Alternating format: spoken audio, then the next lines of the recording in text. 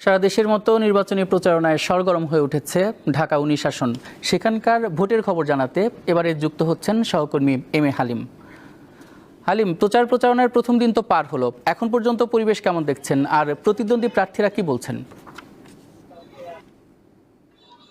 হ্যাঁ ইমন, আপনি যেমনটি বলছিলেন গতকালকে কিন্তু এই ঢাকা ১৯-এর যে প্রচারণা সেটি শুরু হয়েছে। আপনি জানেন সারা দেশে নেই, তো সাভারের যেটি ৩ নং ওয়ার্ড যেটি একটি এলাকা, সেখানে কিন্তু বিএনপির পক্ষ থেকে সেখানে প্রচারণা শুরু হয়েছে এবং তারপরে আমরা দেখতে পেয়েছি যিনি এনসিপির যিনি প্রার্থী তিনি কিন্তু গতকালকে জাতীয় স্মৃতিসৌধে শ্রদ্ধা নিবেদনের মাধ্যমে তাদের প্রচারণা শুরু করেছে। তো আজকে সকালবেলা যেমনটি আমরা দেখতে পেয়েছি যে বিএনপির মনোনীত যে প্রার্থী রয়েছে তার পক্ষে কিন্তু এখানে দেখতে পেয়েছি যারা তাদের নেতাকর্মীরা রয়েছে তারা কিন্তু সকাল থেকে কিন্তু এই প্রচারণা শুরু করেছে এবং বেলা বাড়ার সাথে সাথে এখানে কিন্তু অন্যান্য যারা প্রার্থী রয়েছে তারাও কিন্তু প্রচারণায় নামবেন। এবং একটি বিষয় আপনাকে জানিয়ে রাখি, ঢাকা ১৯-এ কিন্তু ভোটার সংখ্যা প্রায় ৭.৫ লক্ষ এবং তার মধ্যে অর্ধেক নারী প্রায় অর্ধেক পুরুষ এবং এর মধ্যে তৃতীয় শ্রেণীর যে একজন প্রার্থী ১৩ জন ভোটার রয়েছে। এবং এখানে যে বিষয়টি সেটি হচ্ছে যে এখানে যে আমরা এতদিন যিনি দেখতে পেয়েছিলাম যে জামাত ইসলামীর পক্ষ থেকে যিনি ছিলেন তিনি কিন্তু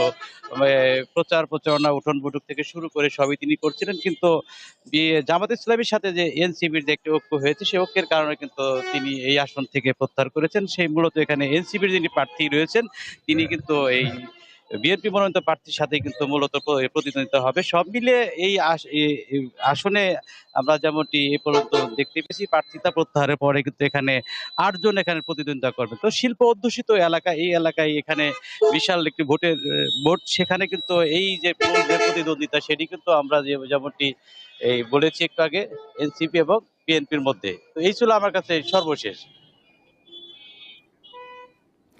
ধন্যবাদ। ঢাকা ১৯ আসনের নির্বাচনী প্রচারণার খবর জানাতে যুক্ত ছিলেন সহকর্মী এম এ হালিম।